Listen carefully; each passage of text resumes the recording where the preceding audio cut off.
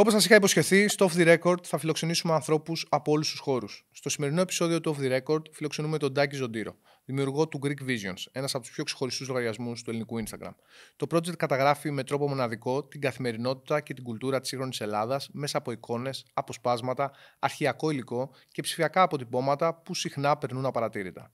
Μιλάμε για το πώς ξεκίνησε η ιδέα, πώς επιλέγεται το υλικό που ανεβαίνει και τι λέει τελικά το περιεχόμενο αυτό για την εποχή μας. Συζητάμε επίσης για την αισθητική του project, το χιούμορ, τις αντιδράσεις του κόσμου, αλλά και τη μετάβαση από το ψηφιακό στο φυσικό, με τις σειρές ρούχων και τα pop-up events που οργανώνονται κατά καιρούς. Μια κουβέντα για την ελληνική ταυτότητα, όπως αποτυπώνεται online, με οξυδέρκεια, αίσθηση του χρόνου και την ιδιαίτερη οπτική του Τάκη.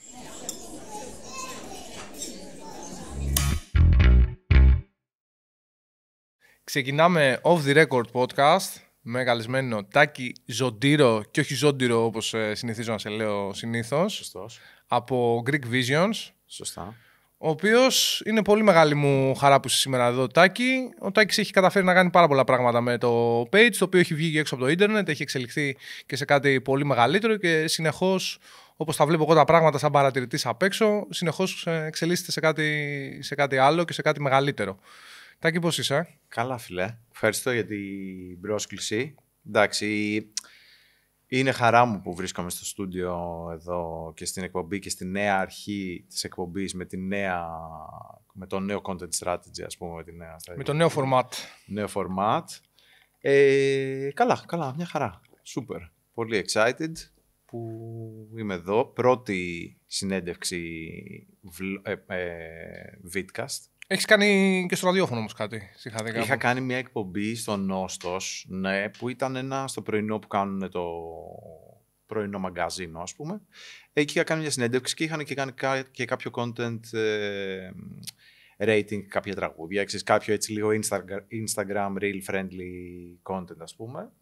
Ναι, αυτό. Και μετά από συνεντεύξεις νομίζω μόνο δύο ή τρεις γραπτές. Να μπούμε λοιπόν πάλι στον κόσμο που δεν γνωρίζει το page, αν και συνέχεια με κάποιο τρόπο πετυχαίνω κόσμο που μου λέει Greek Visions το ακολουθώ, ο Τάκης είναι φίλος μου, ο Τάκης είναι από πίσω, δεν το ξέραμε. Για τον κόσμο λοιπόν που τυχαίνει να μην το ακολουθεί το brand, να πούμε λίγα λόγια περιγραφικά τι είναι το Greek Visions. Ωραία. Το Greek Visions είναι μια σελίδα στο Instagram που εγώ το λέω πως είναι, ας πούμε, ένα Incoherent Archive of Contemporary Greek Culture. Αυτό είναι το strapline, ας πούμε. Σημαίνει ένα ασυνάρτητο αρχείο ελληνικής κουλτούρας. Στην πραγματικότητα είναι μια σελίδα στο Instagram που φτιάχτηκε περίπου πριν 5 χρόνια, ας πούμε. Και νομίζω θα πούμε έτσι και παραπάνω για το πώς ξεκίνησε και όλο αυτό. Φυσικά. Και πέρα από τη σελίδα στο Instagram, σαν project γενικότερα, έχουμε το κομμάτι που έχει να κάνει με το brand, δηλαδή με τα ρούχα, με το merch και όλο αυτό. Με τα events, που είναι pop-up events που μπορεί να κάνουμε είτε για το merch είτε για άλλα πράγματα. Έχουμε επίσης ένα newsletter στο Substack που είναι έτσι πιο deep read για λίγο πιο ταγμένους, ας πούμε. Αυτά. Αυτό είναι κάπως τα layers του brand μέχρι στιγμής και μετά, ναι, το brand είναι ένα αρχείο για τη σύγχρονη ελληνική κουλτούρα χωρίς, ας πούμε, κάποιο συγκεκριμένο θέμα. Αλλά νιώθω ότι στο τέλος, και θα το δούμε και στην πορεία αυτό, στο τέλος της ημέρας υπάρχει ένα θέμα. Απλά είναι λίγο υποκειμενικό στον αναγνώστη, στον follower, σε αυτόν που ακολουθεί γενικότερα τη φάση σου. Να εντοπίσει και να προσδιορίσει ο ίδιος το θέμα. Νομίζω ότι υπάρχει ένα θέμα, αλλά είναι λίγο υποκειμενικό. Αλλά αυτό θα το δούμε και στην πορεία. Ναι, σωστά. Δηλαδή υπάρχουν θέματα, υπάρχουν πράγματα, κατασκευές, εικόνες, θεματικές, πράγματα που ενδιαφέρουν διαφορετικούς ανθρώπους και ένα layer, ας πούμε, που ξέρεις, ένα νήμα που το δένει όλο μαζί, αλλά ναι, αυτό τώρα, ξέρεις, ο καθένας το βρίσκει και μόνος του, ρε παιδί μου. Οπότε αυτό ξεκίνησε πριν από 5 χρόνια, δηλαδή στον κορονοϊό. Η σελίδα ξεκίνησε λίγο πιο πριν από τον κορονοϊό, δηλαδή γύρω στο 2019, αν θυμάμαι καλά, και ξεκίνησε κάπως με τη λογική, να σου πω την αλήθεια, δεν ήταν ο σκοπός μου να κάνω μια σελίδα στο Instagram. Εγώ, μένοντας στην Αγγλία, τα τελευταία, ας πούμε, σχεδόν 9,5-10 χρόνια, άρχισα το 19, ήμουν σχεδόν, ας πούμε, 4-5 χρόνια στην Αγγλία και άρχισα κάπως να ξαναβλέπω εικόνες της Ελλάδας λίγο από περιοδικά, από βιβλία, άρχισα να μαζεύω λίγο φωτογραφίες από το ίντερνετ και τέτοια. Και ήθελα να κάνω κάποιο βιβλίο, κάποιο fanzine. Ξέρεις, δεν είχα συγκεκριμένο προσανατολισμό, αλλά άρχισα να τις δείχνω σε φίλους, να λέω, ξέρεις, παίζει αυτό, με ενδιαφέρει αυτό το θέμα κτλ. Και κάπως μετά από συζητήσεις, έτσι βγήκε η ιδέα του να κάνω ένα αρχείο και μετά να το κάνω και στο Instagram, το οποίο δίνει τη δυνατότητα να υπάρχει μια ροή στην πληροφορία και μια συνέχεια και ξέρεις, κάθε μέρα να κάνεις κάτι άλλο. Και κάπως έτσι ξεκίνησε. Δηλαδή, ναι. Μετά βέβαια ο κορονοϊός βοήθησε τη σελίδα και εμένα για να ψάξω και να βρω και να έχω περισσότερο χρόνο. Τέτοια.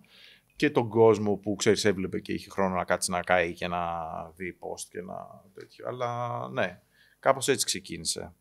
Οκ, άρα λοιπόν για κάποιον ο οποίος δεν είναι μοιημένος, μπαίνοντας, ακολουθώντας το Greek Visions στο Instagram, μπορεί να δει εικόνες από όλο το εύρος της σύγχρονης ελληνικής ιστορίας, με μία από κάτω περιγραφή αναλυτική, θα πω σε έναν βαθμό, του τι ακριβώς περιγράφουν αυτές οι εικόνες και τι ακριβώς διαδραματίζεται στις εικόνες που βλέπει. Το λέω σωστά, Τάκη? Σωστά, ναι. Νομίζω ότι η περιγραφή παίζει το ρόλο της επίσης. Είναι σημαντικό πέρα από την εικόνα, γιατί γενικά είναι συμπυκνωμένη. Δηλαδή αυτό που λες αναλυτική, νομίζω ότι είναι σύντομη και συμπυκνωμένη, ρε παιδί μου, η πληροφορία, η ιστορία. Ξέρεις, πολλές φορές τα posts ξεκινάνε από την ιστορία και άλλες φορές ξεκινάνε από την εικόνα. Εγώ συνηθίζω να λέω ότι η εικόνα και σαν φωτογράφος, ίσως πρέπει να πω λίγο και για μένα. Σε ρώτησα στην αρχή, γι' αυτό θα το πούμε και στην πορεία, δεν το αφήνουμε απ' έξω. Ναι. Νομίζω ότι η εικόνα είναι πολύ σημαντικό στη σελίδα, αλλά άλλο τόσο είναι και η ιστορία, ρε παιδί μου, το ξέρεις τι είναι. Και ναι, αυτό που λες, όταν θα μπει κάποιος στη σελίδα θα δει διάφορες εικόνες από διάφορα πράγματα και γενικά στο οποίο μπαίνει στη σελίδα θα έλεγα, ξέρεις, να κάτσει να δει 3-4-5 post για να καταλάβει λίγο και την λογική της σελίδας. Θα του πάρει, ξέρεις, νομίζω θα πάρει στο άτομο που θα μπει λίγο παραπάνω χρόνο για να μπει στη διαδικασία.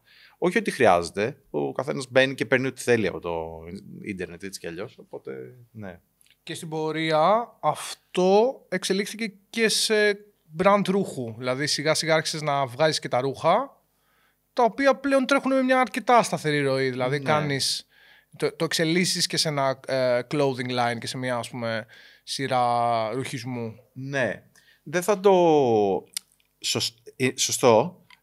Δεν θα το έλεγα. Δεν θα έλεγα ότι είναι ένα clothing line, ας πούμε. Θα έλεγα περισσότερο ότι επειδή ξεκίνησε με τη λογική των merch drops και των limited merch drops, ας πούμε, και τα t-shirts και τα ρούχα που σχεδιάζω και φτιάχνω, ξέρω εγώ, είναι συνήθως και αυτά έχουν cultural αναφορές πάνω, ρε παιδί μου. Έχουν τη λογική αυτή ενός κολλάζ που μπορεί να έχει διάφορες αναφορές από πράγματα, είτε μουσικά, είτε πολιτιστικά, είτε ξέρεις τέτοια. Και βγαίνουν, ναι, δεν είναι ένα brand το οποίο έχει μια κολεξιόν και βγάζει spring summer, ρε παιδί μου. Είναι θεματικά drops, δηλαδή ξέρεις, είχαμε κάνει πρόσφατα ένα drop για την αρχιτεκτονική και ήταν όλα τα t-shirts και τα καπέλα και τα τέτοια, ξέρω εγώ, όλα με θέμα την αρχιτεκτονική π.χ. Και είχε ένα t-shirt για τη μοντέρνα αρχιτεκτονική, ένα άλλο που ήταν με κολλάζ από σχέδια από παλιά περιοδικά ελληνικά αρχιτεκτονικά. Παλιότερα έχουμε κάνει φιλοσοφία, έχουμε κάνει μουσικά, πολλά μουσικά, ξέρω εγώ και τέτοια. Θέλω να πω ότι... Ξέρεις, έχει πάντα ένα τέτοιο στοιχείο, ρε παιδί μου, cultural πέρα από αυτό και γι' αυτό και κάπως νομίζω ότι δεν μπορεί να γίνει clothing line, ας πούμε. Παραμένει να έχει αυτό το χαρακτήρα. Ίσως και μπορεί και να αλλάξει, αλλά θα δούμε, θα εξελιχθεί. Τα designs στα ρούχα τα επιμελείς εσύ? Σωστά, ναι. Τα σχεδιάζω εγώ, ναι. Τα σχεδιάζεις εσύ. Και όλα λοιπόν φεύγουν με αυτή τη λογική του limited merch drop. Κάνεις κάποια pop-ups παράλληλα. Σωστά. Και πώς πάει αυτό, φεύγουν αμέσως. Πάρα πολύ καλά. Πάει γενικά. Εντάξει, στη λογική του ότι κάτι είναι limited και κρατάει το χαρακτήρα αυτό, ρε παιδί μου. Δεν είναι ευρέως τέτοιο, αλλά ναι, πάει πολύ καλά. Νομίζω ότι γίνονται πολύ γρήγορα sold out τα διάφορα drops και αυτά. Και συνέχεια, ξέρεις, προσπαθώ και εγώ να σκέφτομαι τι άλλο μπορεί να κάνουμε που να κολλάει και στην αισθητική της σελίδας και στη λογική. Ναι, και τα designs τα κάνω εγώ. Τώρα αυτό ξεκίνησε κάπως, να σου πω την αλήθεια. Το να ξεκινήσω να κάνω t-shirts και merch και αυτά, κάπως από δική μου λογική. Δηλαδή, εγώ εντάξει, επειδή είχα παρελθόν στο punk και στο graphic design και ήμουνα σε συγκρότημα και σχεδίαζα τα εξώφυλλα και σχεδίαζα το merch και είχα κάπως αυτό το skill set, ρε παιδί μου. One man army δηλαδή. Ναι, εντάξει, σε band δεν είσαι ποτέ one man army. Βασικά είσαι army, ρε παιδί μου. Όταν είσαι εντάξει, σε band. One man army για το παρασκήνιο της μπάντας, ναι. όχι για το on stage. Ναι, σε αυτό το κομμάτι, στο αισθητικό, αν και εντάξει και τα άλλα μέλη του συγκροτήματος είχαν full αισθητικό input και σε κάποια πράγματα κάνανε, ξέρω εγώ, πράγματα. Αλλά ναι, κάπως στο creative direction, ας πούμε. Μετά από αυτό είχα αυτό το skill set και επειδή υπήρχαν t-shirts που ήθελα, ρε παιδί μου, να κάπως ψάχνοντας με το Greek Visions και βρίσκοντας πράγματα που με ενδιαφέρουν και λέω, ξέρω εγώ, okay, αυτό θα μπορούσε να είναι ένα t-shirt ή θα ήθελα να έχω ένα t-shirt για αυτό το καλλιτέχνη ή για αυτό το κίνημα ή για αυτό το πράγμα, ξέρω εγώ. Κάπως έτσι ξεκίνησα. Δηλαδή το πρώτο t-shirt που έκανα ήταν για τον Ιάννη Ξενάκη, το συνθέτη και μουσικό και αρχιτέκτονα και κάπως, ξέρεις, αυτή τεράστια φιγούρα της ελληνικής πρωτοπορίας, ας πούμε, του 20ου αιώνα. Και έλεγα, OK, θα ήθελα να έχω ένα t-shirt Ξενάκης, ξέρω εγώ, γιατί ήταν τελείως κάτι νης, ας πούμε. Και έτσι το έκανα και μετά ψάχνοντας άρχισα να λέω, OK, ξέρεις, το πάρτι στη Βουλιαγμένη θα μπορούσε να είναι ένα t-shirt. Το συναυλίες στο Ρόδον το 90, ξέρω εγώ, κάτι για τον Κορνήλιο Καστοριάδη, ξέρεις, τις διάφορες ανάλογα αναφορές της σελίδας, τα οποία πολλά από αυτά έχουν γίνει και αναφορές σε t-shirts που έχω κάνει. Ποιο Zeros, κάτι έχεις κάνει? Ποιο Zeros, κάναμε 2004, πέρυσι. Ναι, πέρυσι κάναμε αυτό το αφιερωματικό στο 2004 το καλοκαίρι, που είχε αυτά τα t-shirts που ήταν Ολυμπιακοί και πέρα από τους Ολυμπιακούς, όχι, όλα ήταν κάπως κοντά στους Ολυμπιακούς. Δηλαδή ήταν ένα t-shirt για την τελετή έναρξη του Παπαϊωάννου, ήταν ένα mash-up που είχε ένα κολλάζ με το ευρωπαϊκό και το ευρωπαϊκό, το Euro λες, το Euro, ναι. Και λίγο Ολυμπιακούς και λίγο όλο αυτό. Ήταν ένα t-shirt για την Björk που είχε παίξει στους Ολυμπιακούς, που ήταν κάπως Björk στους αντί-Olympics, ρε παιδί μου, που κάπως ήταν μια περίεργη στιγμή, ξέρεις, που ήταν κάτι τόσο avant-garde σε ένα τεράστιο στάδιο, σε μια τόσο δημοφιλή τελετή και ο Παπαϊωάννου διάλεξε να βάλει την Björk να κάνει performance αυτό το πράγμα. Στην τελετή έναρξη, γιατί στην τελετή λήξης υπήρχαν και άλλα πιο λαϊκά και υπήρχε και αυτό το mashup κτλ. Τέλος πάντων, ναι, αυτό ήταν το πιο Zeros.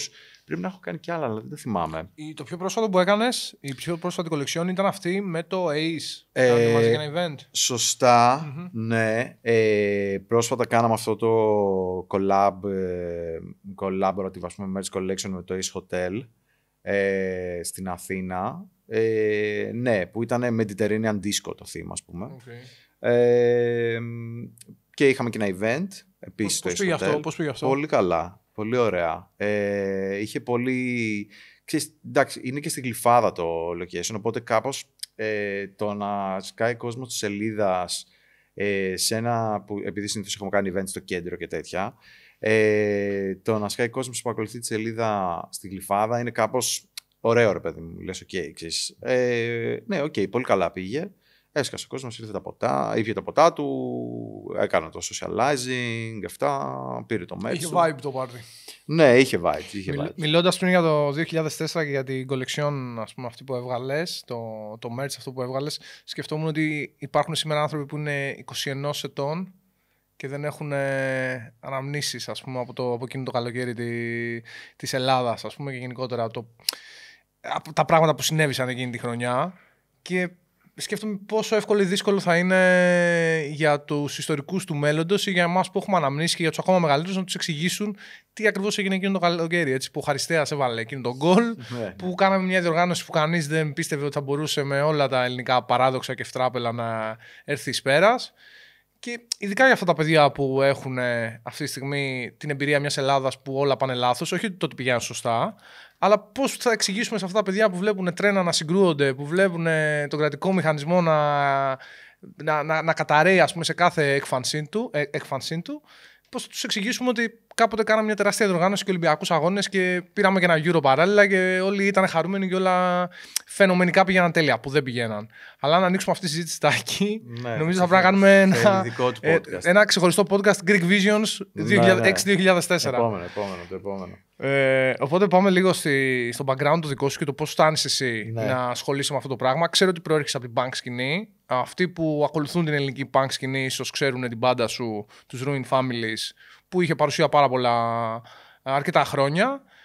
Και από εκεί και πέρα εσύ κάνεις μουσική μέσα στο punk, κινείσαι και παράλληλα ασχολείσαι και με άλλα πράγματα, φαντάζομαι. Ναι. Κοίτα, εγώ σωστά όλα αυτά που είπες, δηλαδή γεννήθηκα, μεγάλωσα στην Αθήνα, έζησα όλη αυτή τη φάση, ξέρεις, σαν έφηβος, ρε παιδί μου. Πού στην Αθήνα? Αργυρούπολη. Okay. Περίμενα θα πεις Ηλιούπολη, αλλά είπες Αργυρούπολη και με πρόδωσες. Δεν πειράζει. Για πες, μη σε κόβω. Ναι.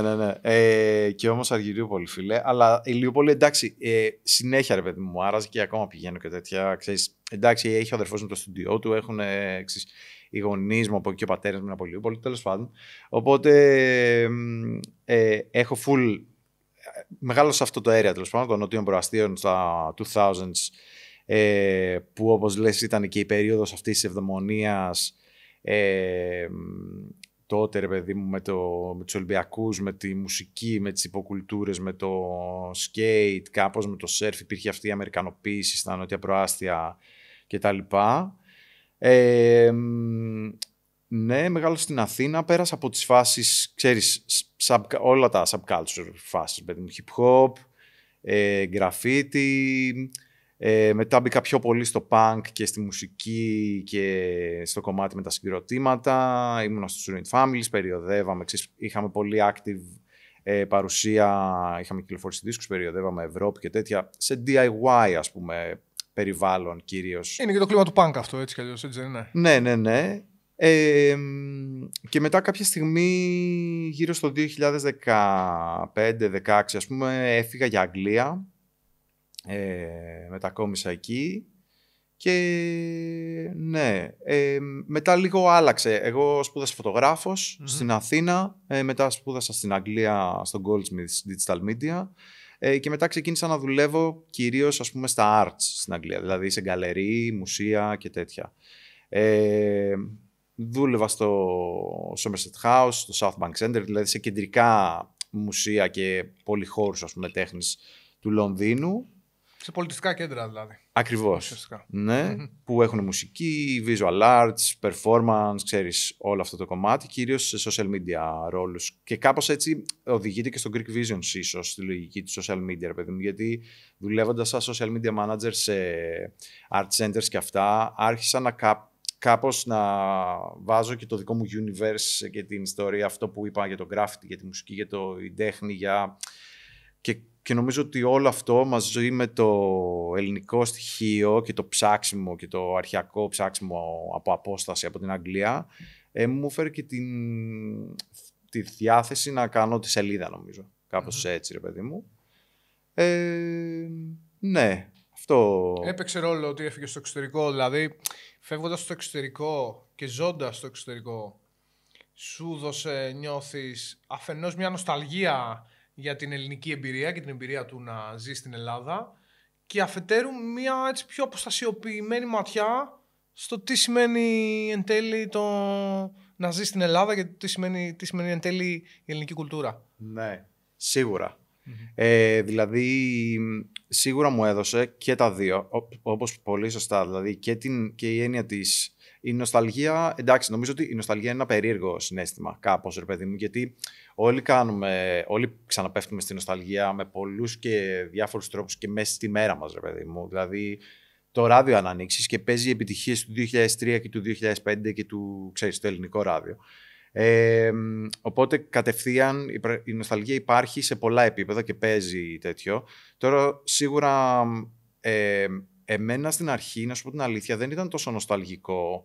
Ήταν κάπως ότι άρχισα να βλέπω πράγματα και να λέω ρε φίλε, υπήρχε αυτό, υπήρχε εκείνο. Ειδικά από περιοδικά, ξέρεις, 90s περιοδικά και τέτοια, που έβλεπα editorial pop κουλτούρας, ας πούμε, με start της εποχής, να είναι φωτογραφημένοι με ένα πολύ περίεργο. Ξέρεις, γιατί τότε και στα έντυπα ψάχναν πάρα πολύ. Ξέρεις, υπήρχε ανταγωνισμός και λέγανε τι καινούριο παίζει στο Λονδίνο, θα το αντιγράψουμε, θα το μεταφέρουμε, θα το αλλάξουμε. Οπότε υπήρχαν ενδιαφέρουσες περιπτώσεις που έβλεπες art direction ή φωτογραφίσεις και τέτοια. Οπότε ξεκίνησα κάπως έτσι, με την έννοια μιας όχι τόσο νοσταλγίας, αλλά εξερεύνησης και επαναπροσέγγισης. Ναι, νομίζω είναι η ναι, κατάλληλη. Ναι. Ξεκίνησα έτσι και μετά σίγουρα η αποστασιοποίηση με βοήθησε να βλέπω κάπως τις εικόνες σαν εικόνες. Mm-hmm. Δηλαδή, γνωρίζοντας και το context, γιατί είχα ζήσει στην Ελλάδα, αλλά αρχίζοντας να βλέπω τις εικόνες πέρα από την καθημερινότητα και κάπως από αυτή την απόσταση, ρε παιδί μου, από την αποστασιοποίηση. Και να το σκέφτομαι λίγο πιο τη φωτογραφία, το visual, το τέτοιο, πέρα από την ιστορία της και το context της τόσο. Εντάξει, και αυτό συνδέεται στη μεγάλη εικόνα, αλλά ναι. Okay. Ήθελα να σχολιάσω πριν ότι παίζει λίγο και ρόλο και η περιοχή η Αργυρούπολη. Είναι μια πολύ ιδιαίτερη περιοχή και γενικότερα αυτή η πλευρά της Αθήνας. Με την έννοια ότι αυτές οι περιοχές, η Αργυρούπολη, το Ελληνικό, πιο πάνω η Ηλιούπολη, αντικατοπτρίζουν κάτι το οποίο ίσως να μην υπάρχει πλέον και ίσως να μην μπορούν να το καταλάβουν οι νεότεροι. Αντικατοπτρίζουν τη μεσαία τάξη που τότε, εκείνα τα χρόνια, ας πούμε, του 2004 κυριαρχούσε. Ήταν μια μίξη μεταξύ εξυγχρονισμού και παράδοσης. Δηλαδή ήταν, ας πούμε, ένα κράμα που συνδύαζε όλα τα στοιχεία της σύγχρονης ελληνικής κουλτούρας. Δεν ήταν περιοχές που δεν ήταν ούτε περιοχές μεταναστών και προσφύγων, αλλά ούτε και οι high class, οι upper class περιοχές των βορείων προαστίων, όπως είναι η Εκάλη, όπως είναι η Κηφισιά κτλ. Νομίζω ότι και αυτή η περιοχή που μεγάλωσες, με κάποιο τρόπο είναι ουσιαστικά ένα κράμα της λαογραφίας, να το πω, του πολιτισμού που υπήρχε τότε στην Ελλάδα. Και ίσως να μην υπάρξει και στο μέλλον ξανά, να μην υπάρξουν στο μέλλον ξανά αντίστοιχες εμπειρίες. Ναι, δεν ξέρω. Δεν μπορώ να καταλάβω και ποια είναι η τωρινή εμπειρία ενός νέου που μεγαλώνει, ρε παιδί μου, σε μια αντίστοιχη στην Αργυρούπολη, ξέρω, στον άλλο. Αλλά όπως το λες, σίγουρα ήταν περιοχές αναδυόμενες, ρε παιδί μου, οι οποίες ήταν και κάπως αναδεικνύανε την κοινωνική κινητικότητα που έπαιζε στην εποχή, όλο αυτό το aspirational, ότι η νέα μεσαία τάξη, αυτές οι κατασκευές, οι μηντιακές κτλ. Ήταν στην πραγματικότητα γεωγραφίες και περιοχές που τις εκφράζανε και ο κόσμος τους πράγματι ήταν σε αυτές τις αντιθέσεις. Δηλαδή, ξέρεις, υπήρχαν ιδιωτικά σχολεία, όχι στην Αργυρούπολη, αλλά υπήρχε η θέληση συμμαθητών μου, εγώ πήγα στη δημόσιο, να πάνε σε ιδιωτικό σχολείο. Άλλοι πηγαίνανε στην Γλυφάδα και παίρνανε την πόρσε του φίλου τους που πηγαίνανε μαζί στο κλαμπ, ξέρω εγώ. Άλλοι κάνανε skate και κάνανε graffiti και πήγαιναν στην βιβλιοφόρο που και βάφανε. Υπήρχε αυτές οι αντιθέσεις που ήταν και κοινωνικο-οικονομικές και πολιτιστικές και ξέρεις, λόγω και της εποχής που έπαιζε παγκοσμιοποίηση, η μουσική, άρχισε να έρχεται το rap, άρχισε να έρχεται το MTV. Το ίντερνετ, μπράβο. Εντάξει, μπορεί να γίνει λίγο μπουμεράδικη η κουβέντα, αλλά εντάξει, ναι. Το ίντερνετ, ναι. Οπότε σίγουρα υπήρχαν αυτές οι αντιθέσεις στον τρόπο που μεγαλώνεις. Ναι, δεν ξέρω. Ήθελα να το σχολιάσουμε αυτό, γιατί για μένα είναι ιδιαίτερες αυτές οι περιοχές. Γιατί ναι, μεν είπες ιδιωτικά σχολεία, αλλά δεν είναι τα upper class ιδιωτικά σχολεία, δεν είναι τα ιδιωτικά σχολεία που πάνε οι elite, δεν είναι το κολέγιο, δεν είναι ο Μωραΐτης. Ήταν ιδιωτικά σχολεία τα οποία χτιστήκανε και φτιαχτήκανε απευθυνόμενοι σε αυτή την αναδυόμενη, ας πούμε, μεσαία τάξη που εξέφραζε και αυτή την ικανότητα την ελπίδα του να κινηθείς και του να βγάλεις παραπάνω λεφτά και του να μην καταλήξεις εκεί που ξεκίνησες σαν Έλληνας. Πάμε λίγο στον τρόπο που επιλέγεις τις αναρτήσεις που γίνονται και που επιλέγεις και το περιεχόμενο της σελίδας, γιατί νομίζω ότι το curation είναι το α και το μέγα σε ένα τέτοιο εγχείρημα. Ποια είναι τα κριτήρια, δηλαδή όταν αποφασίζεις να πας να κάνεις ένα post, να αναδείξεις κάτι, να δημοσιεύσεις κάτι, ποια είναι τα κριτήρια? Ναι. Κοίτα, τα κριτήρια είναι και υποκειμενικά και κάπως, δηλαδή ενυπόκειται σε μια συνολική στρατηγική της σελίδας και του τι αναδεικνύει, της επιμέλειάς της κτλ. Και είναι και προσωπικά και είναι και με το mood, ρε παιδί μου, πολλές φορές. Δηλαδή, ενώ εντάξει, η σελίδα έχει κάποιους άξονες. Εγώ όταν λέω ότι είναι της ελληνικής, ξέρεις, ένα αρχείο σύγχρονης ελληνικής κουλτούρας, σίγουρα στη σελίδα δεν υπάρχουν όλα. Δηλαδή, προσπαθώ να σκέφτομαι ότι είναι μια σελίδα η οποία π.χ. δεν αναδεικνύει την αρχαία ελληνική κουλτούρα κάπως ή εκφάνσεις της το σήμερα. Δεν αναδεικνύει τόσο πολύ το φαγητό, την ταβέρνα, τον ήλιο, το τουριστικό βλέμμα, ας πούμε, της Ελλάδας τώρα. Και κάπως προσπαθεί να αναδείξει λίγο περισσότερο την κουλτούρα, τη μουσική, την αρχιτεκτονική, την τέχνη, πράγματα της καθημερινής ζωής, έτσι λίγο πιο λαογραφικά ή λίγο πιο κάλτι, λίγο πιο τέτοια, ρε παιδί μου, που έχουν ένα χιούμορ. Προσπαθεί να έχει και το σοβαρό, αλλά και το χιουμοριστικό και το απλό. Και αυτό έγινε, δηλαδή από μένα ήθελα να γίνει αυτό το πράγμα. Ήθελα η σελίδα να μην έχει ένα κώδικα τελείως highbrow, ότι ρε παιδί μου, αυτό είναι μόνο υψηλή τέχνη. Και μόνο να το καταλάβουν μόνο λίγοι. Αυτό, και να το καταλάβουν μόνο λίγοι. Ή η σελίδα είναι μόνο, ξέρω εγώ, memes και content και που μπορεί να ναι, γίνει και memes και cult κτλ. Ήθελα να υπάρχει αυτός ο μεσαίος χώρος που καλύπτει, δεν ξέρω, μεσαίος χώρος. Αυτό που, χρυσή τομή. Ναι, κάτι που τα καλύπτει όλα, ρε παιδί μου, και με μια επιμέλεια μπορεί να τα αναδείξει, δηλαδή ακόμα και στα cult. Υπάρχει και εκεί μια επιμέλεια, ξέρεις, και ένα curation, ρε παιδί μου. Ή στις στιγμές της pop κουλτούρας που μπορεί πολλές φορές να βάλω, πάντα θα υπάρχει ένα περίεργο angle σε αυτό το post, ξέρεις. Οπότε ναι, κάπως προσπαθώ αυτό το πράγμα σίγουρα να δένει κάπως όλο μαζί, που δεν δένει, αλλά με έναν τρόπο κάπως δένει. Και οι επιλογές τώρα για τα post πολλές φορές πάνε...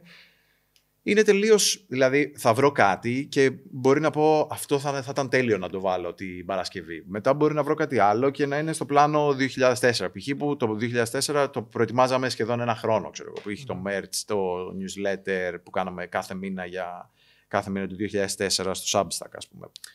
Υπάρχουν, δηλαδή θέλω να σου πω, project όπως π.χ. αρχιτεκτονικά ή μουσικά που αγοράζω περιοδικά και σκανάρω πράγματα κτλ. Τα οποία είναι στο pipeline. Και υπάρχει και το αυθόρμητο το ότι είδα κάτι και πρέπει να το ποστάρω, ρε παιδί μου. Ή που να συνδυάζει και την επικαιρότητα κάποιες φορές. Κάποιες φορές ναι. Δηλαδή, εντάξει, νομίζω ότι η σελίδα προσπαθώ κάπως στην επιμέλειά μου να αγγίζω την επικαιρότητα, συγκεκριμένα πράγματα της κάπως, για να μην γίνει μια σελίδα επικαιρότητας. Αλλά όταν παίζει κάτι και μπορώ να το αναδείξω ίσως με ένα πιο διαφορετικό angle, ξέρω εγώ, θα το κάνω. Ή όταν παίζει κάτι τρελό, ρε παιδί μου, που ξέρεις, θυμάμαι χαρακτηριστικά αυτό το σκηνικό με τον Travis Scott που οδηγούσε μια μηχανή στη Μύκονο, ας πούμε, και έκανε κολλιές και έμπαινε ανάμεσα στα αμάξια και τέτοια. Εκεί το είχα δει και λέω, εντάξει, δεν υπάρχει κάτι πιο Greek Visions από αυτό εκείνη τη μέρα. Κατάλαβες, ήτανε... Με το μηχανάκι λες. Ναι, με το μηχανάκι, ρε παιδί μου. Οπότε λέω, οκ, ξέρεις, αυτό θα μπει τώρα. Μετά όταν είναι κάτι, ξέρω εγώ, για ένα διάσημο ή κάτι τέτοιο, εκεί μπορεί να προσπαθήσω να βρω μια εικόνα του που δεν υπάρχει. Ξέρεις, να ανοίξω το αρχείο μου, να βρω περιοδικά και τέτοια και κάποιες φορές σε tributes ή αθανάτους κτλ. Μπορεί να προσπαθήσω να αναδείξω, ξέρεις, κάποιες εικόνες που μπορεί να μην έχει δει κόσμος, ρε παιδί μου, στα post και αυτά. Αλλά ναι, η επικαιρότητα είναι λίγο επιλεκτικά προσπαθώ να τη μεταχειρίζομαι, ας πούμε. Φαίνεται από αυτό που λες και το πόσο σημαντική είναι η αξία του curation, την οποία πολλοί αγνοούν, του να έχεις τη δυνατότητα να επιλέγεις πράγματα και να προτείνεις πράγματα. Είτε αυτά τα πράγματα είναι μουσική, είτε αυτά τα πράγματα είναι φαγητό σε άλλους τομείς, είτε αυτά τα πράγματα είναι στιγμές της σύγχρονης ελληνικής ιστορίας και κουλτούρας. Και νομίζω είναι αυτό τώρα, στην εποχή που ζούμε με το AI και με το πόσο ανεβαίνει και αναπτύσσεται το AI, που τεχνικά μπορεί πλέον να σου κάνει πάρα πολλά πράγματα, είναι αυτό που ξεχωρίζει το να έχεις την ικανότητα να κάνεις curate. Δηλαδή, υπάρχει ένα χάος υπερπληροφόρησης και έχεις και ένα εργαλείο αυτή τη στιγμή που το ζητήσεις σε ό,τι αφορά το περιεχόμενο, μπορεί σε γενικές γραμμές να σου το προσφέρει, αλλά curation στο τέλος της ημέρας ποιος θα κάνει? Ναι. Απ' τη μία έχουμε το κομμάτι ότι χρειάζεται το curation και απ' την άλλη υπάρχει και το super curated. Δηλαδή, είναι λίγο περίεργο. Τι σημαίνει το super curated, δηλαδή? Super curated. Εννοώ ότι με την ανάδυση όλων, πλατφόρμες, ρε παιδί μου, τύπου TikTok, Reels κτλ. υπάρχει και ένα curatorial class, το οποίο, ειδικά στο φαγητό, π.χ. στο hospitality, όπως λες, ξέρω εγώ, στην εστίαση, που είναι, ρε παιδί μου, πάρα πολύ full curated. Υπάρχουν τομείς ίσως, οι οποίοι είναι πολύ πιο curated τα πράγματα από άλλους τομείς. Όπως? Νομίζω αυτό, δηλαδή το κομμάτι της εστίασης του, δηλαδή το πόσο πολλά μαγαζιά νέα βλέπεις, το πόσο οι νέοι influencers και content creators υπάρχουν, οι οποίοι προτείνουν και τέτοια. Δηλαδή υπάρχει πολύ αυτή η διαδικασία. Νομίζω ότι υπάρχουν όμως μέρη του πολιτισμού που δεν είναι τόσο curated, δηλαδή δεν πολύ ενδιαφέρεται ο άλλος. Τώρα, ναι, όσον αφορά το AI, σίγουρα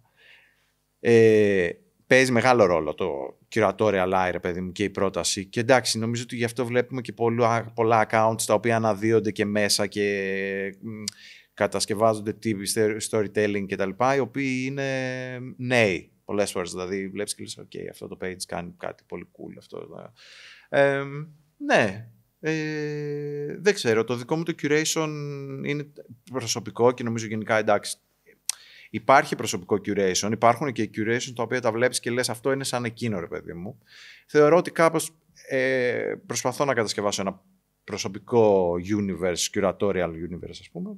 Εντάξει, ναι. Από πού πηγάζει η ικανότητά σου αυτή στο curation? Δεν δηλαδή, ξέρω, αν με ρωτήσεις εμένα με ποια κριτήρια επιλέγω πράγματα, θα σου πω έπαιξε πολύ ρόλο το ραδιόφωνο που ακούγα όταν ήμουν μικρός και έπαιξαν και πάρα πολύ ρόλο οι ταινίες που έβλεπα όταν ήμουν μικρός. Ναι. Εσένα να σε ρωτήσω που είσαι curator, που νομίζω ότι ένα πολύ μεγάλο κομμάτι της δουλειάς σου και σαν επαγγελματίας αλλά και της δραστηριότητάς σου στο Greek Visions είναι το να είσαι curator.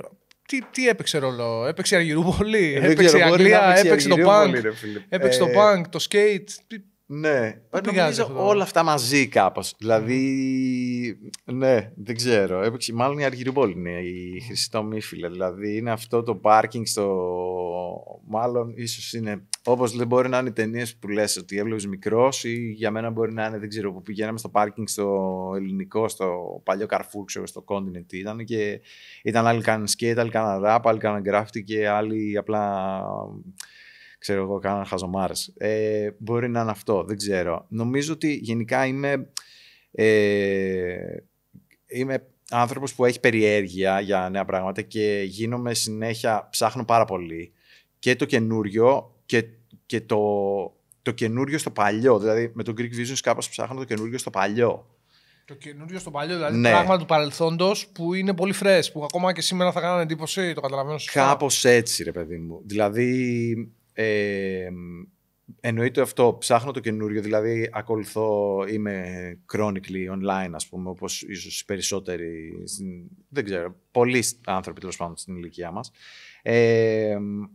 Οπότε βλέπω πάρα πολλά πράγματα από πολλά διαφορετικά, γιατί ακολουθώ, όπως λες, από όλα αυτά τα διάφορα paths of life και subcultures κτλ. Αλλά πέρα από αυτό, στο Greek Visions κάπως ψάχνοντας περιοδικά του παρελθόντος και εικόνες κτλ. Ψάχνω να βρω αυτό το καινούριο, ένα στοιχείο το οποίο θα με εξτάρει που θα είναι σε κάτι παλιό. Γιατί σκέψου ότι υπάρχει ένας πολιτισμός π.χ. Τυπωμένος, ας πούμε, printed, ο οποίος δεν υπάρχει. Δηλαδή, ναι, μεν είναι κάπως στιβαγμένος σε στίβες περιοδικών κτλ. Αλλά εφόσον δεν έχει ψηφιοποιηθεί, είναι κάπως και ανενεργός. Wow, αυτό τώρα που είσαι είναι τρελό. Δηλαδή, είναι ουσιαστικά ένας, έτσι όπως το λες, είναι ένας χαμένος κόσμος. Γιατί με το ίντερνετ έχουμε μάθει ότι τα πάντα αρχιοθετούνται, αλλά πόση τώρα πληροφορία και φωτογραφική πληροφορία και κείμενα κτλ. Είναι σε κουτές κτλ. Είναι σαν. Ναι. Πολύ ενδιαφέρον κόνσεπτ αυτό, για πες. Ναι.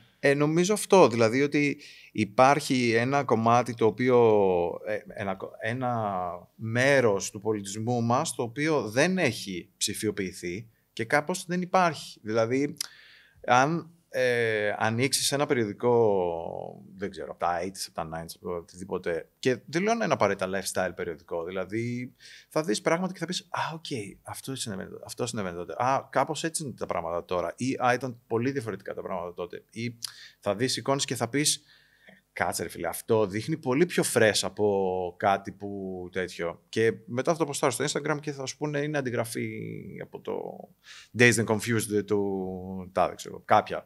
Τέλος πάντων, αλλά υπάρχει ένας πολιτισμός ο οποίος είναι ανενεργός κάπως και νομίζω ότι στο Greek Visions προσπαθώ να το κάνω αυτό και ίσως και γι' αυτό κρατάει και το στοιχείο της έκπληξης πολλές φορές. Δηλαδή, βλέπει ο άλλος πράγματα τα οποία θα πει «ΟΚ». Ναι. Τα βρήκε ο Τάκης. Αυτό, ναι, τα βρήκε. Okay. Άρα κάνεις και πολύ digging, δηλαδή πας και ψάχνεις περιοδικά σε παλαιοπωλεία, σωστά, σε βιβλιοπωλεία. Ναι, ψάχνω περιοδικά full και σε... Εντάξει, και ψάχνω πάρα πολύ online επίσης, λόγω Αγγλίας, ρε παιδί μου, ξέρεις, επειδή δεν έχω πάντα τη δυνατότητα να βγω και να πάω. Ψάχνω σίγουρα σε πολλά marketplace και τέτοια. Ψάχνω εννοείται και σε παλαιοπωλεία, βιβλιοπωλεία κτλ.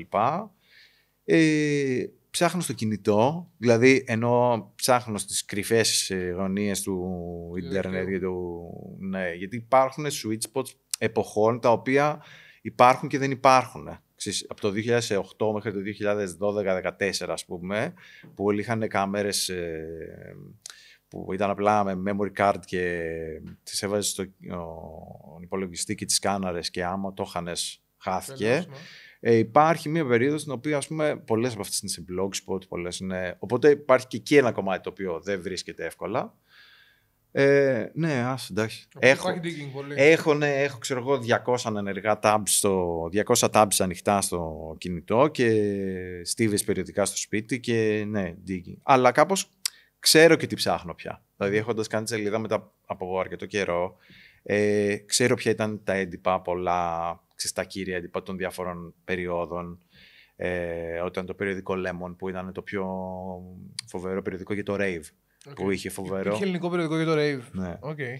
Υπήρχε το περιοδικό Lemon, το οποίο δεν θυμάμαι ακριβώς πόσα τεύχη έκανε, καμιά 30-40. Θα μας πούνε στα σχόλια και στο τέτοιο, γιατί υπάρχουν πολλοί hardcore fans εκείνης της εποχής. Της εποχής των Ravers. Ναι. Το οποίο ήταν τρομερό, δηλαδή, αν δεις τα εξώφυλλά του, θα πεις είναι ό,τι πιο fresh έχω δει στο τώρα. Και το πρώτο τέχος χαρακτηριστικά έχει μια κοπέλα με γυαλιά Oakley πίσω από ένα πράσινο φόντο full, έτσι, φρέσκο 2000s look, ας πούμε, και έχει αφιέρωμα Terror X Crew, Chemical Brothers, δεν θυμάμαι, Rave και τέτοια, και είχε και πάρα πολύ πρωτογενές, ξέρεις, στην εποχή Terror X Crew την πιο... Ναι. Την πιο ηλεκτρονική. Την πιο ηλεκτρονική. Και... Είχε πολύ πρωτογενές ρεπορτάζ. Πρωτογενές ρεπορτάζ, γιατί πηγαίνανε και τραβούσαν φωτογραφίες από raves και τέτοια. Και επίσης, επειδή υπήρχαν μαγαζιά ρούχων, μάρκες ρούχων, ελληνικές rave κτλ., είχε editorials που αν τα δεις είναι απίστευτα. Δηλαδή, η art direction, ξέρεις, με μαλλιά φοβερά και styling και τέτοια. Ναι, αυτό είναι ένα μόνο, ξέρεις, από τα περιοδικά τα οποία δεν υπάρχουν κάπου. Υπάρχουν, τα έχουν συλλέκτες, τα έχουν σε τέτοια και ναι. Άλλο finding έτσι τρελό, ειδικά όσο διαφορά τα περιοδικά, γιατί από ό,τι καταλαβαίνω έχεις αφιερώσει πάρα πολύ προσωπικό χρόνο στο να βρεις τα έντυπα του παρελθόντος και να κάνεις digging σε αυτό το κομμάτι. Ένα άλλο περιοδικό που σου έκανε εντύπωση και που θα τολμήσω να πω ότι θα ευχόσουν να μην λείπει σήμερα, να υπάρχει και να έχει συνεχίσει. Ναι. Υπάρχει κάποιο τέτοιο έντυπο? Κοίτα, είναι αρκετά. Δηλαδή, είναι, εντάξει, ένα νομίζω το cornerstone της εποχής και έτσι αισθητικά που είναι πολύ κοντά στο Greek Visions είναι το περιοδικό 01. Που είναι το περιοδικό που ξεκίνησε από το Στάθμη Τσακαρουσιάνο, ναι, που μετά έκανε το περιοδικό Symbol, τη Lifeo κτλ. Αν δεις τα credits του 01 του πρώτου, και δεις ποιοι ήταν, ξέρω, όλοι αυτοί που δουλεύαν, ήταν πραγματικά άτομα τα οποία όλοι κάνανε μεγάλες καριέρες, ρε παιδί μου. Εντάξει, Σπύρος Σταύρης φωτογραφία, τρομερός φωτογράφος, απίστευτος, ας πούμε. Και πάρα πολλοί άλλοι οι οποίοι ήταν στο περιοδικό. Οπότε νομίζω, εντάξει, το πνεύμα του 01, επειδή υπάρχει και η Lifeo, νομίζω ότι συνεχίζεται με έναν τρόπο, ρε παιδί μου. Θα έλεγα ότι, εντάξει, διαφορετικά τα 90s, διαφορετικό το τώρα, αλλά οκ. Μετά, ας πούμε, περιοδικά έντυπα όπως το Lemon, ας πούμε, ή όπως το Freeze, που ήταν έντυπα για τη rave κουλτούρα, το Freeze έπιανε και το hip hop, ας πούμε.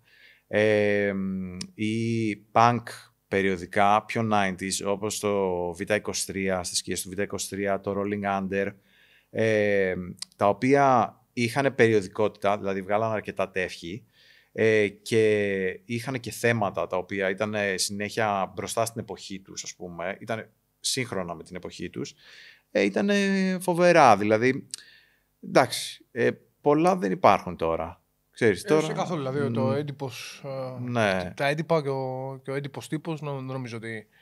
Δηλαδή πλέον βγάζουν όλοι κάποιες συλλεκτικές εκδόσεις, 3μηνες ή 6μηνες και στην Ελλάδα και στο εξωτερικό, και αυτό είναι και ουσιαστικά το value που σου δίνουν, ότι μπορείς να τα έχεις και σαν διακοσμητικά, σαν table books ουσιαστικά. Σωστά, ναι.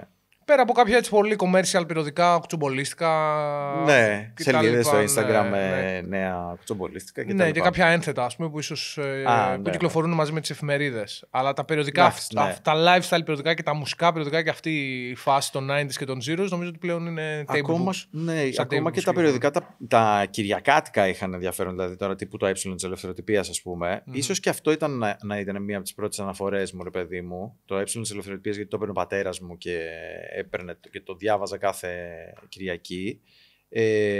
Πίσω στην ερώτηση από πού ξεκινάει το curatorial κτλ.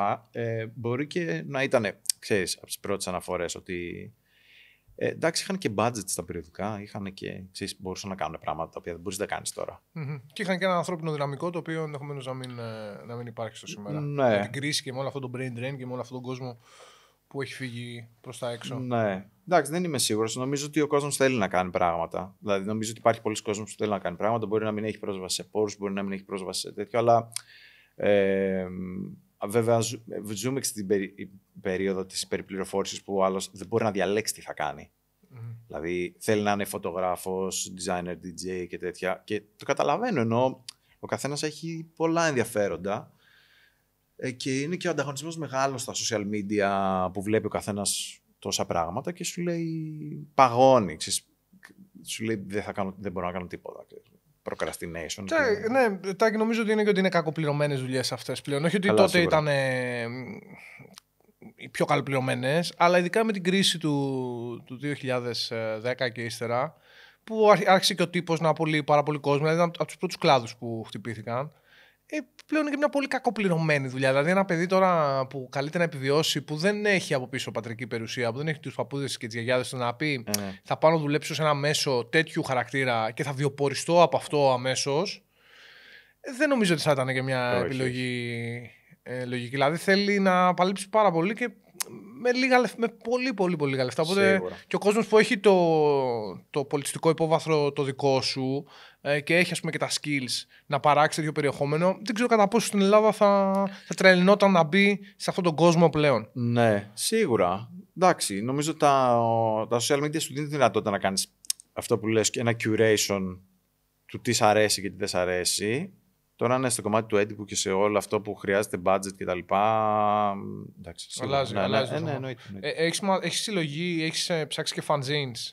Έχω full fanzines. Εντάξει, νομίζω έχω πάρα πολλά fanzines και καλλιτεχνικά και punk. Ξέρεις, αυτοεκδόσεις τέτοια που ήταν, ρε παιδί μου, έτσι κι αλλιώς, που έχουν και κάποιο γραφιστικό χαρακτήρα και πολιτικό χαρακτήρα και μουσικό κτλ. Υπήρχαν πολλά έτσι, ειδικά στα 80's. Το hip hop που είναι και η κουλτούρα που πιάνεται και πολύ στο podcast, είναι ένα κενό που έχω λίγο. Δηλαδή εννοώ, δεν ξέρω πολλά fanzines που ασχολούνταν με το δεν υπήρχαν fanzines, γιατί το hip hop στην Ελλάδα γιγαντώνεται λίγο μετά την εποχή των fanzines. Υπήρξε ένα περιοδικό, το Hood, το οποίο βγήκε για ένα διάστημα. Πριν από μερικά χρόνια κάπου είχε πάρει το μάτι μου και ένα fanzine, το οποίο ήταν έτσι πολύ πρόχειρο σε κόλλες Α4, ας πούμε, το τυπώναν και το μοιράζαν. Αλλά νομίζω ότι το hip hop στην Ελλάδα γιγαντώθηκε λίγο μετά την εποχή των fanzines. Αλλά για αυτούς που δεν ξέρουν, τους μικρότερους, τι ήταν τα fanzines?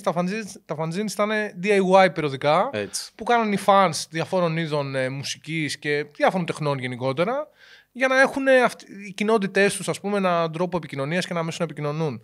Πολλές φορές όταν μεγαλύτεροι με ρωτάνε τι είναι το trap industry, ας πούμε, και το Ask Funk και τα λοιπά, για να τους δώσω να το καταλάβουν, τους λέω, θυμάστε τα fanzines στα 80's? Τα σημερινά fanzines είναι το trap industry, το Ask Funk και όλα αυτά τα trap pages, ας πούμε, που κυκλοφορούν. Ναι, σωστά. Ναι, ωραία. Είναι η σύνδεση αυτή. Τι είναι. Μας τα αλήθεια αυτό δεν είναι. Δηλαδή αυτά τα pages, το σκοπό που εξυπηρετούσαν τότε τα fanzines δεν εξυπηρετούν. Ναι, ενημερωτικό και τέτοια. Ίσως τους DIY. DIY, full. υλικό, μαζεύουν, ποστάρουν, επικαιρότητα κτλ.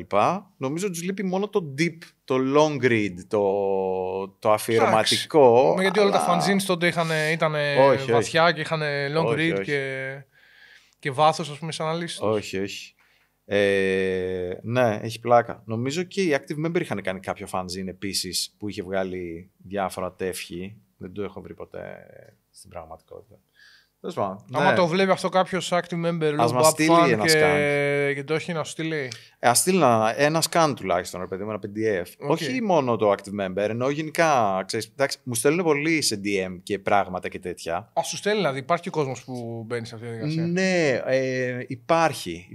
Εντάξει, μου στέλνουν πολύ. Το κύριο submission στη σελίδα νομίζω είναι στο τέλος του μήνα που κάνω ένα post που λέγεται Images sourced from the Greek Internet, ρε παιδί μου, που είναι έτσι και πολύ δημοφιλές, που έχει διάφορες εικόνες από την καθημερινότητα και από διάφορα σουρεαλιστικά που συμβαίνουν στους δρόμους και τέτοια. Πολλοί μου στέλνουν σε αυτό. Δηλαδή, φωτογραφίες που τραβάνε οι ίδιοι. Μετά υπάρχει και κόσμος που μου στέλνει περιοδικά.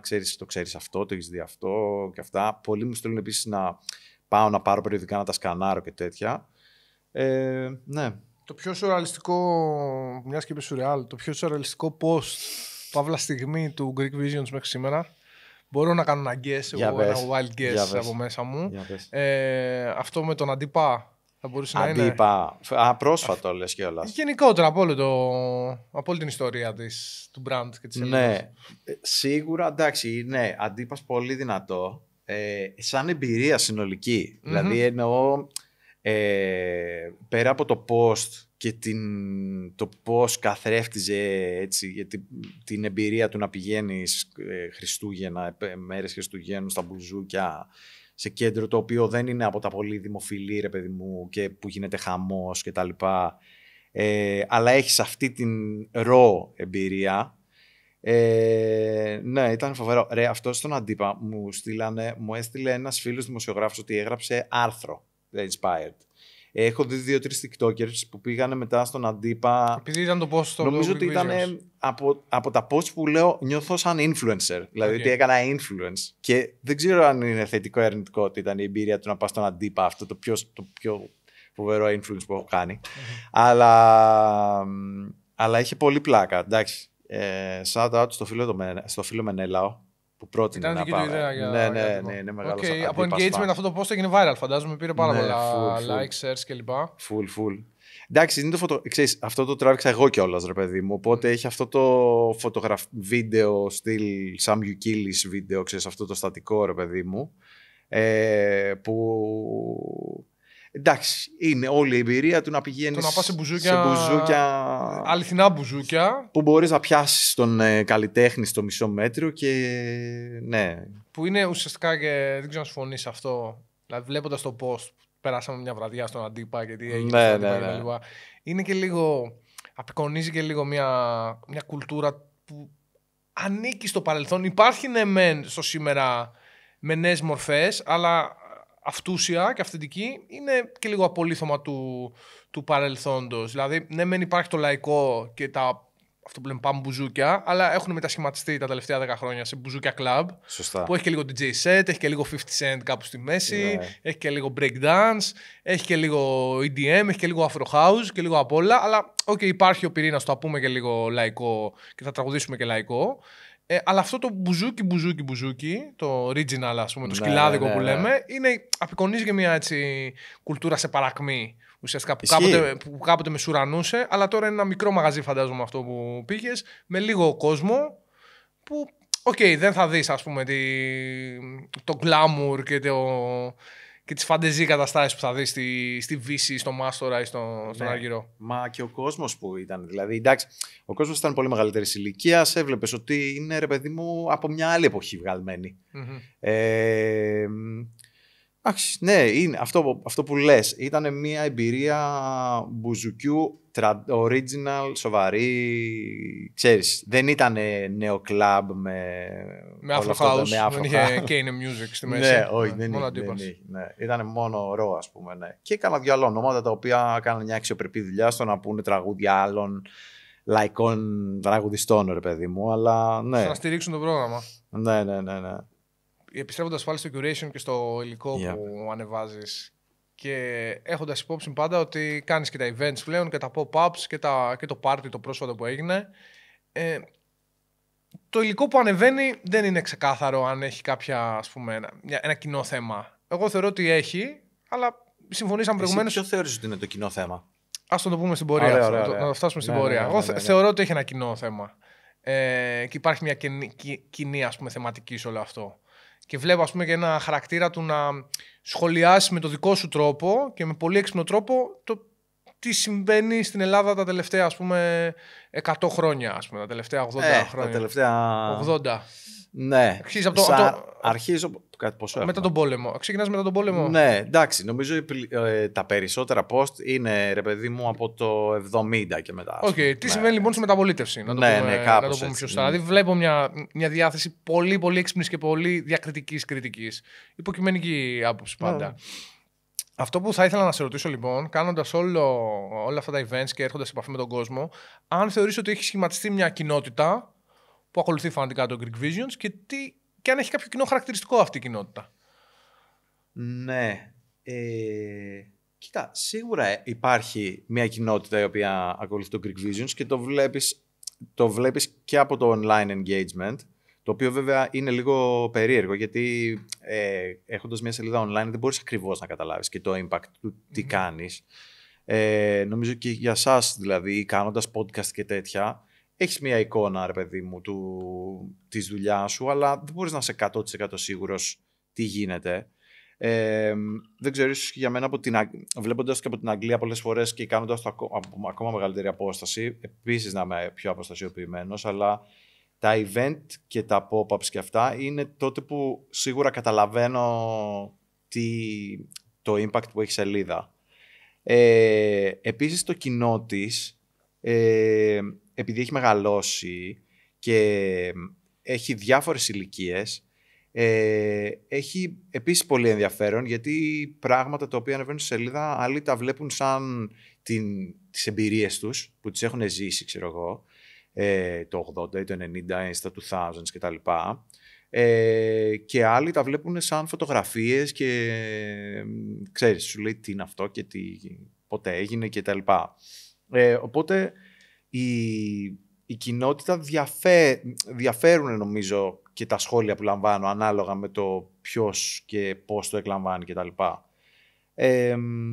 Ναι, ποιο ήταν, θυμίσαι το δεύτερο σκέλος. Έχουν κοινό χαρακτηριστικό αυτοί οι άνθρωποι μεταξύ τους. Εγώ δηλαδή όπως τους βλέπω στα events βλέπω ότι έχουν ένα κοινό χαρακτηριστικό. Ναι. Δηλαδή βλέπω ότι έχουν αυτό το, να το πω, ελληνικό κοσμοπολιτισμό, αν υπάρχει, αν τη λέω σωστά τη λέξη. Ότι ας πούμε είναι Έλληνες και είναι άνθρωποι που ζουν στην Αθήνα ή στη Θεσσαλονίκη αντίστοιχα, γιατί έκανε event και στη Θεσσαλονίκη, αν θυμάμαι καλά, που είναι αρκετά εξωστρεφείς σε ό,τι αφορά τις σχέσεις τους με το εξωτερικό και με τους άλλους πολιτισμούς. Δεν είναι να το πω έτσι απλά, δεν σκάνε κάγκουρες, ρε φίλε. Δεν σκάει κόσμος ο οποίος κοιτάει απλά πώς θα περάσει καλά και πώς θα βγει ένα βράδυ ακόμα. Σκάει κόσμος ο οποίος θέλει, ας πούμε, να ψαχτεί, να μελετήσει, να ερευνήσει και να έρθει και σε επαφή και με άλλες πλευρές της ιστορίας και του παρελθόντος. Ναι. Βλέπω δηλαδή τέτοιο κόσμο στα events σου. Ναι. Αισθητικά τουλάχιστον. Γιατί καμιά φορά και αισθητική και το appeal πολλές φορές μπορεί να ξεγελάσει. Ναι. Εντάξει, ναι, δεν ξέρω. Νομίζω το έθεσε πάρα πολύ ωραία. Δηλαδή, εγώ δεν είχα σκεφτεί. Ναι, δεν είχα πιάσει κάπως αυτά τα χαρακτηριστικά και ναι, νομίζω το έθεσε πάρα πολύ ωραία. Δηλαδή, ίσως για. Ναι. Ναι, όχι, μου άρεσε πάρα πολύ. Το κρατάμε αυτό. Μήπως γίνει και post κάποια στιγμή. Η περιγραφή αυτή στο review κάποιου event. Ναι, βάλτε. Μια ερώτηση που θέλω πάρα πολύ να σου κάνω, προχωρώντας και την κουβέντα, είναι το τι σημαίνει για σένα, ποια είναι για σένα η ελληνική ταυτότητα, τι σημαίνει για σένα να είναι κάποιος Έλληνας. Δηλαδή, από όλη αυτή την έρευνα που έχεις κάνει και από όλη αυτή τη δραστηριότητα, έχεις καταλήξει κάπου, ας πούμε, στο ποια είναι η ελληνική, ποιο είναι το Greek identity, ποια είναι η ελληνική ταυτότητα και ποια δεν είναι εν τέλει. Ναι, ποια είναι και ποια δεν είναι. Ναι. Κοίτα, δεν έχω ένα συμπέρασμα ασφαλές. Εντάξει, δεν είναι κάπως κοινωνιολογική μελέτη, ας πούμε. Δεν είναι κοινωνιολογική. Δηλαδή, προσπαθώ κι εγώ, βασικά θα σου πω, ξεκινάει κάπως από μένα και το τι θεωρώ εγώ cool και ωραίο και ενδιαφέρον. Σε αυτά που βλέπω στην Ελλάδα, ρε παιδί μου. Και παράλληλα, κάποιες φορές πολλά πράγματα που είναι παλιά ή λες, ξέρω εγώ, υπήρχε αυτό, αισθητικά άρτια κτλ. Νομίζω έχουν και ένα χαρακτήρα προπαγάνδας, ότι παιδιά μπορεί να γίνει και καλύτερα το πράγμα. Ξέρεις, μπορεί να είναι και έχουμε κάνει και πιο ωραία πράγματα. Απ' την άλλη υπάρχουν και τα πράγματα, τα post που έχουν σχέση με την πραγματικότητα, που είναι φάση, αυτή είναι η τρέλα στην Ελλάδα, ρε παιδί μου. Δεν νομίζω ότι έχω ένα ασφαλές συμπέρασμα για το ποια είναι η έννοια της ελληνικότητας κτλ. Νομίζω ότι προσπαθώ μέσω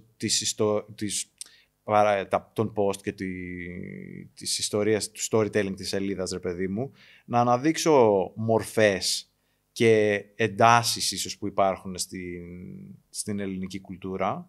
Νομίζω μέχρι εκεί κάπως. Δηλαδή, ναι. Το λέω γιατί κάποιες από αυτές τις μορφές, πολλοί κάποιοι τις απορρίπτανε. Δηλαδή το Φλωρινιώτη, ας πούμε, που έχει κάνει post. Ναι. Ή το συγχωρεμένο και φίλο μας, τον Madclip. Κάποιοι μπορεί να τον απορρίπτανε και να τους απορρίπτανε και με, ξέρεις. Ναι.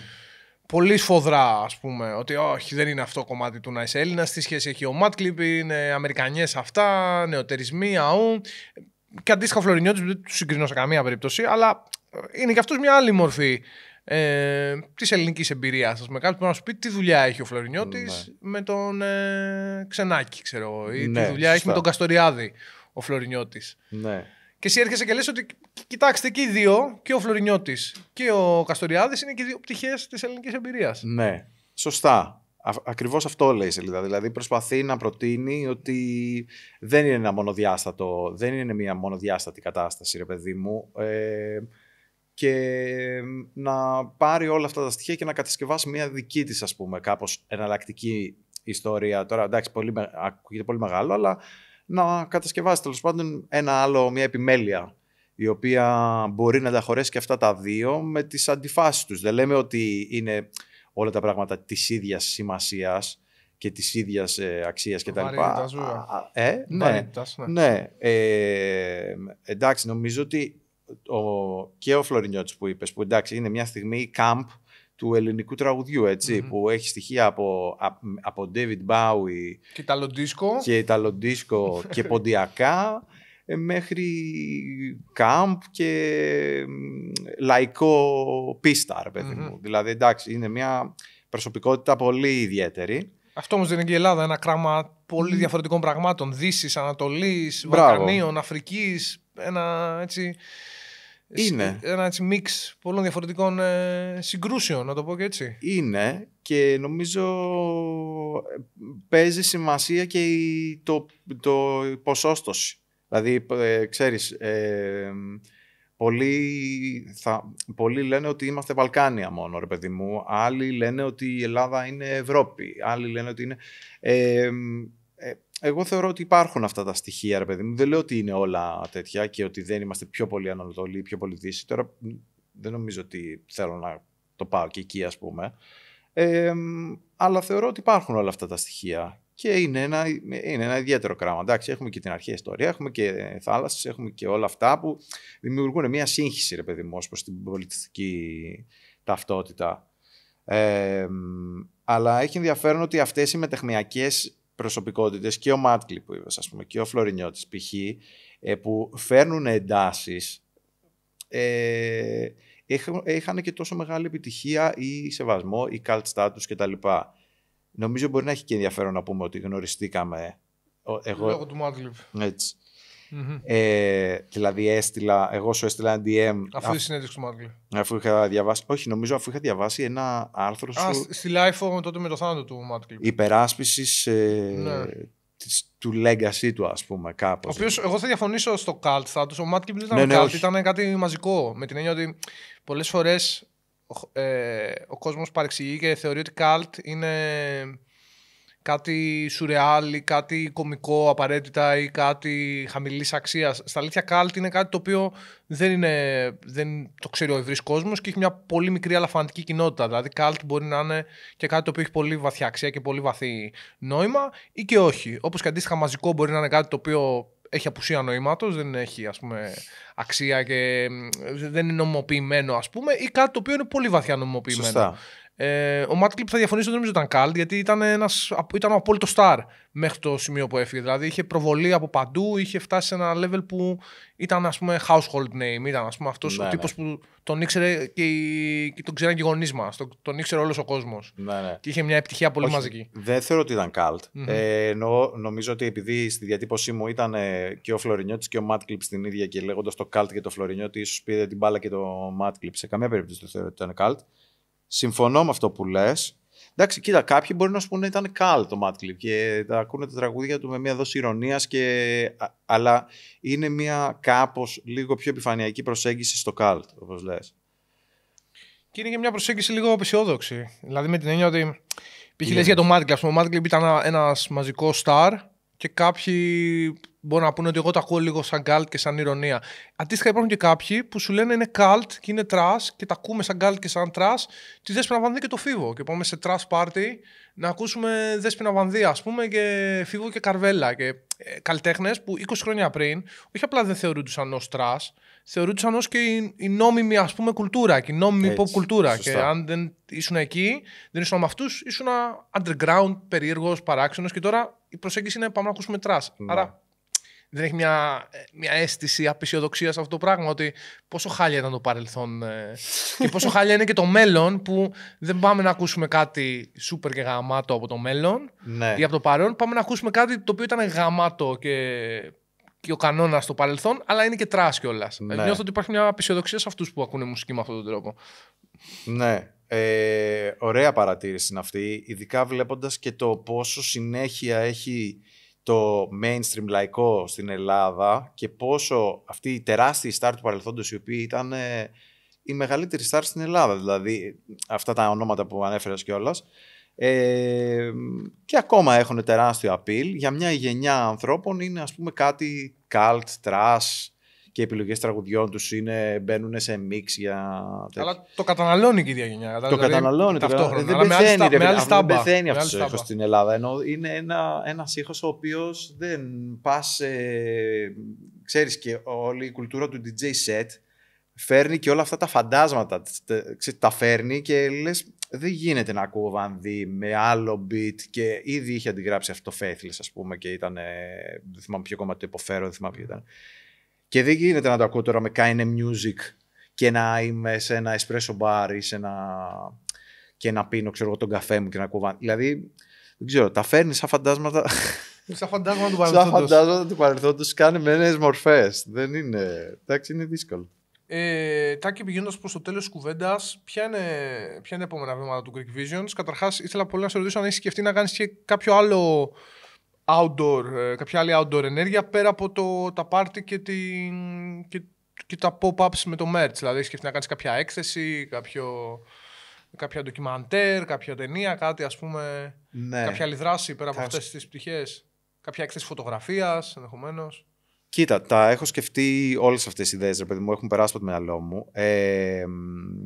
Εγώ θα ήθελα να κάνω μια έκθεση. Δηλαδή, είναι κάτι το οποίο με ενδιαφέρει πολύ και θεωρώ ότι το format του Greek Visions θα τέριαζε πολύ σε μια έκθεση η οποία θα αναφερόταν στην ελληνική κουλτούρα, σε υποκουλτούρες, στα έντυπα, στη φωτογραφία, στη μουσική, που θα μπορούσε να αναλύσει διάφορα θέματα έτσι με ένα μεγαλύτερο βάθος και να δείξει και original υλικό το οποίο υπάρχει, και νομίζω ότι μπορεί και να βρεθεί και φανταστικό υλικό το οποίο μπορεί να μην έχω δει ποτέ, ρε παιδί μου, μπαίνοντας σε μια διαδικασία να κάνεις μια έκθεση.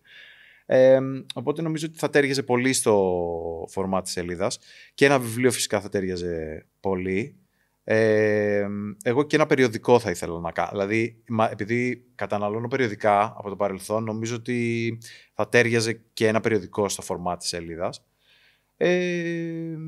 Ναι, θα δούμε. Υπάρχουν για όλα αυτά και συζητήσεις και προτάσεις και ιδέες. Νομίζω ότι έχει να κάνει λίγο και με το χρόνο και με το capacity που έχω εγώ. Και εντάξει, έτσι κι αλλιώς στη διαδικασία της σελίδας και του pop-ups και του newsletters και αυτά έχω βοήθεια. Δηλαδή η κοπέλα μου η Κάλια με βοηθάει στο κομμάτι του newsletter. Το γράφει αυτή σχεδόν αποκλειστικά.